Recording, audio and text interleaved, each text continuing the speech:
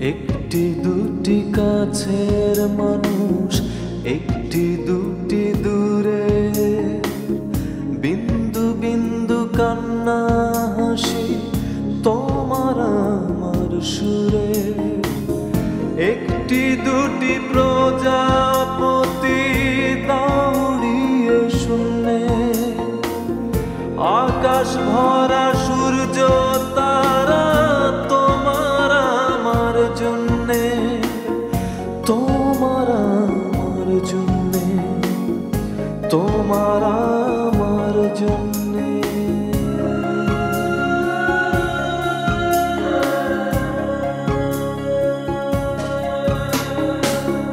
গল্পের ঘর গল্পের বাড়ি, স্বপ্ন অল্প স্বল্প, জমিয়ে রাখি বুকের ভেতর এই যে গৃহ গল্প, এই যে গৃহ গল্প, এই যে গৃহ গল্প।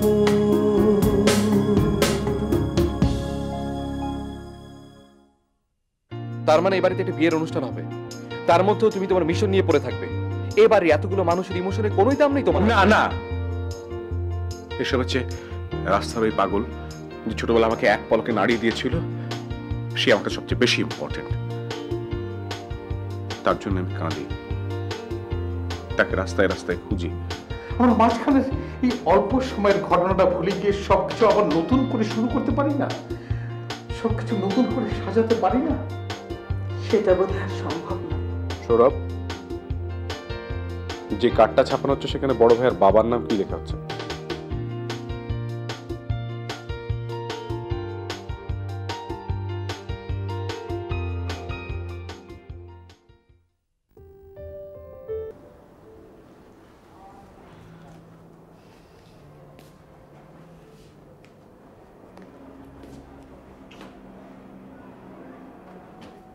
সরি।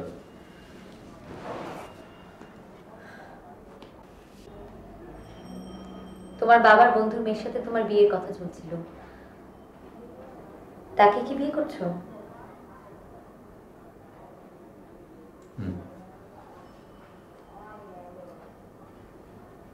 ডেট ঠিক হয়েছে? ভাবছি এ মাসের মধ্যেই সব ঝামেলা শেষ করে ফেলবো। তোমাকে দাওয়াতের কার্ড পাঠাবো, চলে এসো। এটা জানাবার জন্য কি ডেকে পাঠিয়েছো? হ্যাঁ।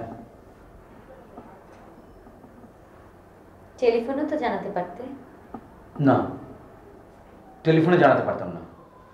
তোমার সাথে সামনাসামনি দেখা হওয়াটা খুব জরুরি ছিল। কেন জরুরি ছিল? তোমাকে কষ্ট দেবার জন্য। আমার দেখতে খুব ভালো লাগবে। তুমি তো বোঝো না মানুষ কষ্ট পেলে তার কেমন লাগে।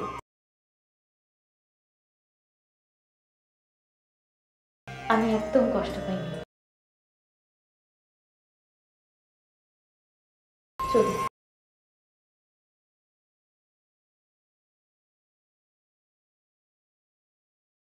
আপনি রাসেলের বান্ধবী না?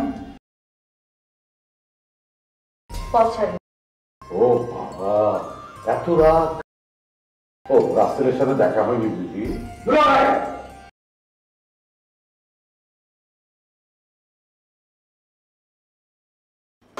যখন মুখে যা আসে সেটা আপনি বলবেন না। আরে তুমি খেপছো কেন? ও রাসেলের বান্ধবী না, আমার কলিগ। ও, সেই কলিগ। কিন্তু আমি এত বড় ভুল কি করে করলাম? আমার হিসাব তো মিলছে না। আমি তো ভেবেছিলাম ও প্লাস রাসেল, রাসেল প্লাস ও। জামা ও,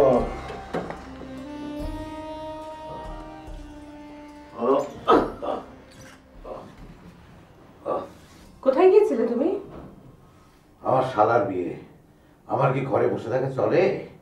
অনেক অনেক দায়িত্ব পালন করে এলাম। ডেকোরেটর, লাইট সব ফাইনাল করে এসেছি। সে কি, বিয়েই তো এখনো ঠিক হয়নি, তুমি এত সব করতে গেলে কেন?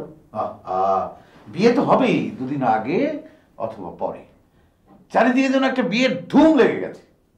এগুলো এখন ফাইনাল না করলে লাস্ট মোমেন্টে বেশ ঝামেলা হয়। কিন্তু তারিখ কিছু না জেনেই। না না, অসুবিধা নেই। শোনো, আমি কিছু অ্যাডভান্স দিয়েছি, তোমার বাবার কাছ থেকে ওগুলো নিয়ে দিও।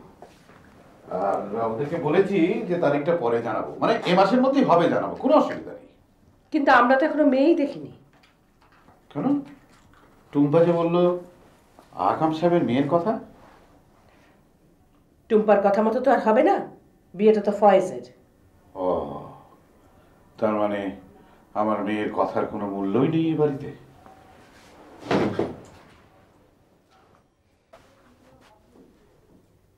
অবশ্য ফয়েজের সাথে আমার কথা হয়েছে, ও মিরানাকে বিয়ে করতে চায়। তুমি সত্যি কথা বলছো?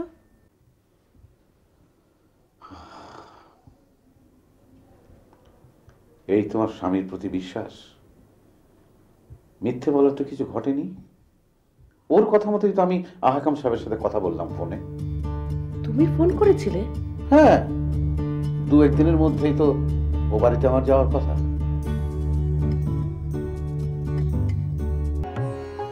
হ্যাঁ লিসা, কেমন আছেন? হ্যাঁ, আজই বাসায় ফোন লাগলো।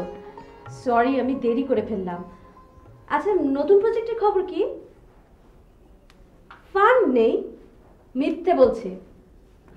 বাই দ্য বাই, আমি পরে আবার ফোন দেবো। হ্যাঁ, ওকে, কেপ ইন টাচ। হ্যাঁ, বাই।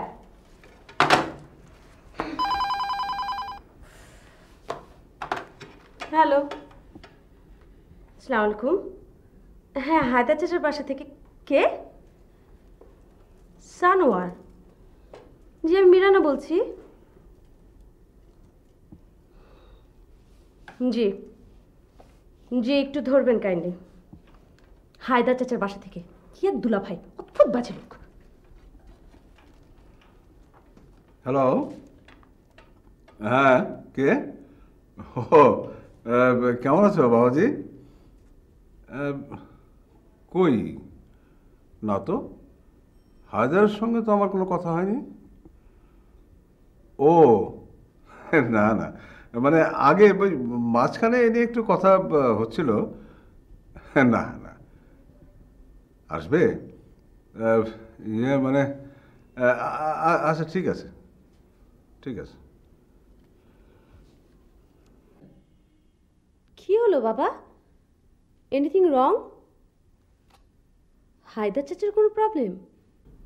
হ্যাঁ, না ইয়ে মানে, আচ্ছা মিরানা, তুই ইউনিভার্সিটি থেকে বেরিয়েছিস এই অনেক দিন হয়ে গেল, তাই না? হ্যাঁ, 3 বছর হলো। কিন্তু কেন বাবা? না, এমনি দেখতে দেখতে কতগুলো বছর চলে গেল। কি আশ্চর্য। বাবা, ফোনটা রাখো। ও হ্যাঁ,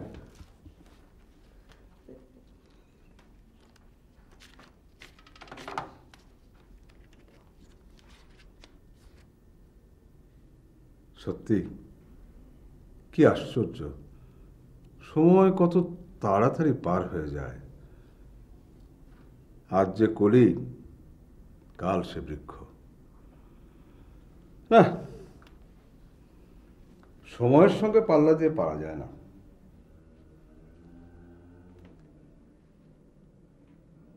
সানোয়ার এই বাড়িতে? হ্যাঁ, আবার ফিরে এসছে। আমাকে জানাস নি কেন? ও নিজেই আমাকে টেলিফোন করেছিল। তোরা নাকি আকামার মেয়ে মিরানার সাথে ফয়েজের বিয়ে করতে চিন্তা করছিস? কই, আমি তো কিছু শুনিনি। মানে সানোয়ার তো আমার কাছে আকামের ফোন নম্বর পর্যন্ত নিল। ও মাই গড, আমারই ভুল হয়েছে। তাই তো, ডিসিশন যদি তোদেরই হয় তাহলে ও কেন আমার কাছ থেকে ফোন নম্বর নেবে? রাস্কেলটা কোথায়? জুনায়েদ, থাক। ফয়েজের বিয়ে নিয়ে বাড়িতে সবাই কথাবার্তা বলছিল, হয়তো আমাকে জানায়নি। আমি জানতে চাইছি ওই রাস্কেলটা কোথায়। মাম্মা, আমি এখানে। ফয়েজ আমাকে ফোন করতে বললো বলেই তো আমি ফোনটা করলাম। এ বাড়ির ছেলের বিয়ের ব্যাপারে তুমি সিদ্ধান্ত নেবার কে? আমি তো এই পরিবারের সদস্য, আপনার চাইতে অনেক বেশি আপন। বিষয়টা কিন্তু আপনার বুঝতে হবে মাম্মা। জুনাইদ বস। আব্বা, এই বিয়েতে পরিবারের সবাই প্রায় মত দিয়েছেন, আপনি নিশ্চয়ই অমত দেবেন না? সানোয়ার, আমি তোমার সঙ্গে এ বিষয়ে কথা বলতে চাই না। কিন্তু আমাকে যে কথা বলতেই হবে আব্বা, আমি সেজন্যই তো এসেছি। কারণ এরই মধ্যে আমার কথা আপনার বন্ধুর বাড়ি পর্যন্ত গিয়ে পৌঁছেছে। আসি আসি মাম্মা।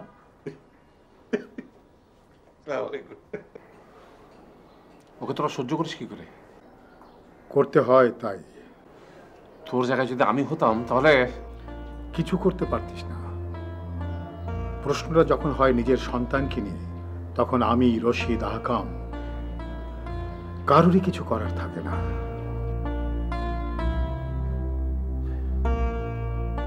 আপা, তুই রাসেলের সাথে খুব অন্যায় করেছিস। আমি তোর সাথে একটা অন্য কথা বলতে এসেছি। রাসেল তোর কারণে বাড়ি ছেড়ে চলে গেছে। এর চাইতে ইম্পর্টেন্ট কথা আমার মনে হয় না এই মুহূর্তে কোনো একটাই আছে। আপা, আমার কথা শেষ না করতেই তুই ঘর ছেড়ে বেরিয়ে গেলে মনে করেছিস সমস্ত ঘটনা শেষ হয়ে যাবে? আমি জানি না, আমি কিচ্ছু জানি না। দুলাভাইয়ের ব্যাপারে তুমি তো সমস্ত কিছু জানো, সমস্ত কিছু বোঝো। আমাদের ব্যাপারে তুমি কোনো কিছু বুঝতে চাও না। তাহলে তোরা আমাকে বাড়ি থেকে বের করে দে। আপা, তুই বুঝলি না, তুই একেবারে বুঝতে পারলি না আমরা সবাই মিলে তোকে কোথায় তুলে রেখেছিলাম। আমার বোঝার দরকার নেই। আছে, বোঝার দরকার আছে। যে কোনো কাজে আমি যেমন সবার মন রক্ষা করে চলেছি, তোকেও তাই করতে হবে। কি এমন করেছিস সে তুই? করিনি, আমি কিছুই করিনি। আজ হঠাৎ করে সবাই কেমন স্বার্থপর হয়ে গেল। এতদিন পর্যন্ত প্রতিটা মুহূর্তে আমি আমার নিজের কথা না ভেবে সবার জন্য যা করেছি সব মিথ্যে, সব ভুল।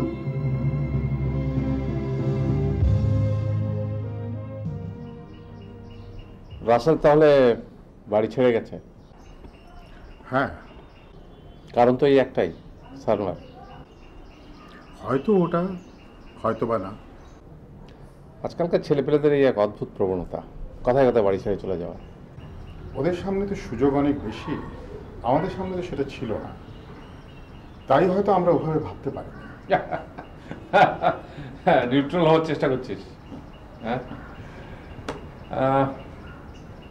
রাসেলকে সেদিন যেন কোথায় দেখলাম, ঠিক মনে করে উঠতে পারছি না। দেখ জুনায়েদ, তুই তো আমার খুব পুরনো বন্ধু, তোকে আমি খুব ভালো করে চিনি। তার মানে? মানে তোর বিষয়টা মনে পড়ছে, কিন্তু আমাকে বলতে চাইছিস না। তুই আসলে খুব শার্প, তোরই কবিতা লেখা উচিত। কিন্তু আমি তো সিদ্ধান্ত নিয়েছি যে আর কখনো কবিতা লিখব না। কারণটা জানতে পারি? তুই তো আমার প্রতিদিনকার জীবন জানিস, এর মধ্যে সুন্দর সুন্দর শব্দ নিয়ে ছন্দের খেলা খেলবার কোনো মানে আছে? অবশ্য তুই আমার কবিতার মধ্যে সবসময় একটা বাজে গন্ধ পাস। আচ্ছা, তুই আমাকে একটা সত্যি কথা বলবি? বল। ফয়েজের সাথে মিরানার জন্য যে ওরা যদি সত্যি বিয়ের কথা চিন্তা করে থাকে, এটা কি ঠিক হচ্ছে?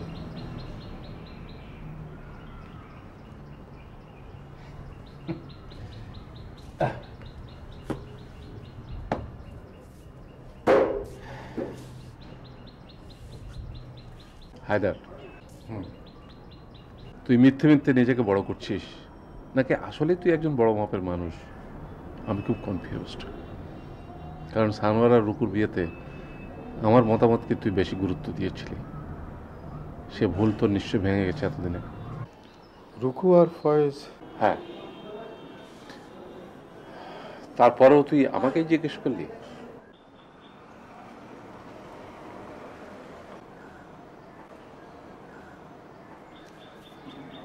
কারণ আমার আস্থাটা তোর উপর অনেক বেশি। কিন্তু যে সানোয়ারকে আমি আজকে দেখলাম, তারপরে আমার নিজের উপরে নিজের আর আস্থা নেই। দেখ জুনায়েদ, কথা ঘুরাস নে। এই মুহূর্তে তোর মতামতটা আমার জন্য খুবই মূল্যবান।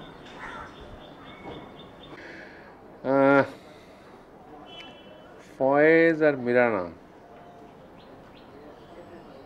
অসুবিধা কি?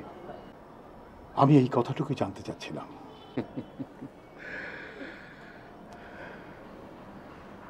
আবার আরেকটা ভুল করে ফেললাম না তো?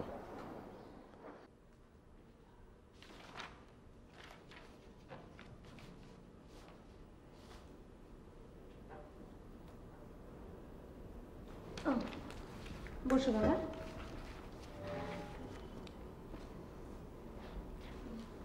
তুই কি জরুরি কিছু করছিস? কেন বাবা, কিছু বলবে? না, আমার তোর হাতে বোধহয় অনেক কাজ। কাজ মানে ওই একটা নতুন প্রজেক্ট প্রপোজাল লিখছিলাম। ও, তাহলে তুই ওটা শেষ কর, আমি তারপর বলি। বাবা, এই কাজটা শেষ করতে আমার অনেক সময় লাগবে, অন্তত 10 দিন। আমার কোনো তাড়াহুড়ো নেই, তুমি বলো। তাহলে আমি বসি। হ্যাঁ, বসো। আচ্ছা। বাবা, কি হয়েছে? কিছু বলবে? হ্যাঁ, কিন্তু কথাটা যে কিভাবে বলি, এত ঝামেলা, তার মধ্যে এরকম একটা বিষয়। বাবা, বলে ফেলো তো প্লিজ বাবা, ফিল ফ্রি। এটা তো তোর প্রফেশনাল ভাষা, যত্র বলিস। আমি আসলে তোর খুব একটা পার্সোনাল বিষয় নিয়ে কিছু কথা বলতে চাচ্ছিলাম। আমার পার্সোনাল বিষয়? হ্যাঁ, মানে এ নিয়ে তোর সঙ্গে আমার আগে অনেক ঝামেলা হয়েছে, ওই সেই পুরনো প্রসঙ্গ আর কি। বাবা, এবার কিন্তু আমি সত্যি সত্যি কিছুই বুঝতে পারছি না।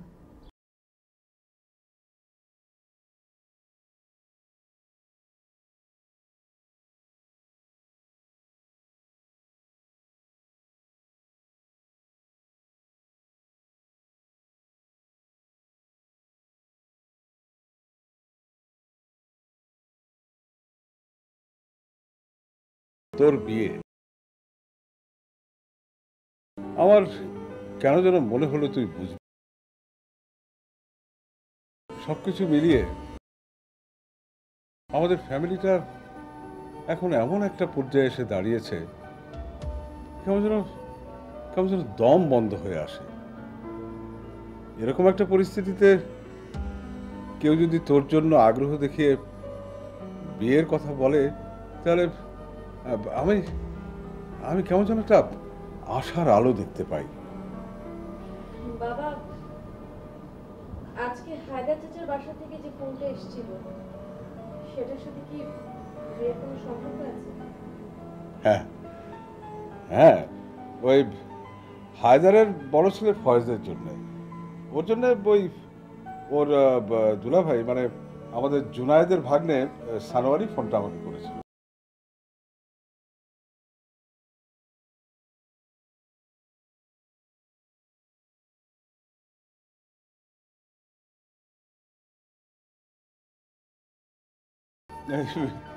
এই দেখ, আমার তো একেবারে প্রথম বাক্যেই ওদেরকে এই বিয়ের ব্যাপারে না করে দেওয়া উচিত ছিল।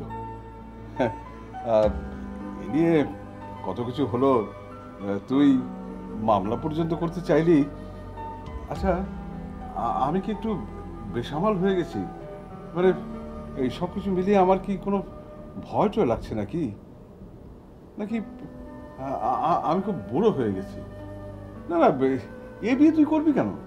তাছাড়া ফয়েজকে তোর তো পছন্দও না, তোর মায়েরও। সরি, তুই তোর কাজ কর, ওরা মনে হয় কাল সকালে আসবে। আমি যা হোক একটা কিছু বলে। সরি।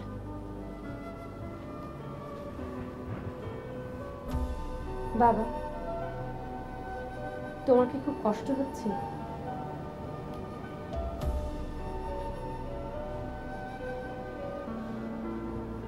বাবা,